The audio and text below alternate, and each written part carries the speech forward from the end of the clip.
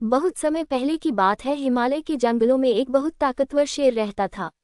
एक दिन उसने बारहसिंगे का शिकार किया और खाने के बाद अपनी गुफा को लौटने लगा। अभी उसने चलना शुरू ही किया था कि एक सियार उसके सामने दंडवत करता हुआ उसके गुणगान करने लगा। उसे देख शेर ने पूछा, अरे तुम ये क्या कर रहे हो? हे जंगल के राजा, मैं आपका सेवक बनकर अपना जीवन धन्य करना चाहता हूँ। कृपया मुझे अपनी शरण में ले लीजिए और अपनी सेवा करने का अवसर प्रदान कीजिए, सियार बोला। शेर जानता था कि सियार का असल मकसद उसके द्वारा छोड़ा गया शिकार खाना है, पर उसने सोचा कि चलो इसके साथ रहने से मेरे क्या जाता है, नहीं कुछ तो छोटे मोटे काम ही कर दिया करेगा। और उसने सियार को अपने साथ रहने की अनुमति दे दी। उस दिन के बाद से जब भी शेर शिकार करता, सियार भी भरपेट भोजन करता। समय बीतता गया और रोज मांसाहार करने से सियार की ताकत भी बढ़ गई। इसी घमंड में अब वह जंगल के बाकी जानवरों पर रौब भी झाड़ने लगा। और एक दिन तो उसने हद ही कर दी।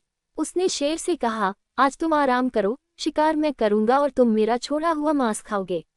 शेर यह सुन बहुत क्रोधित हुआ, पर उसने अपने क्रोध पर काबू करते हुए सियार को सबक सिखाना चाहा। शेर बोला, ये तो बड़ी अच्छी बात है, आज मुझे भैंसा खाने का मन है, तुम उसी का शिकार करो। सियार तुरंत भैंसों के झुंड की तरफ निकल पड़ा और दौड़ते हुए एक बड़े से भैंसे पर झपटा। भैंसा सतर्क था, उसने तुरंत अपनी सींग घुमाए और सियार को दूर झटक दिया। सियार की कमर टूट गई और वह किसी तरह घिसटते हुए शेर के पास वापस पहुंचा। क्या हुआ? भैंसा कहाँ है?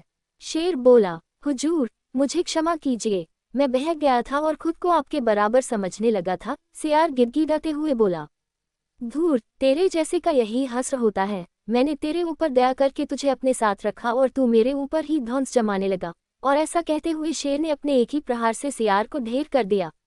किसी के किए गए उपकार को भूल उसे ही नीचा दिखाने वाले लोगों का वही हश्र होता है जो इस कहानी में सियार का हुआ।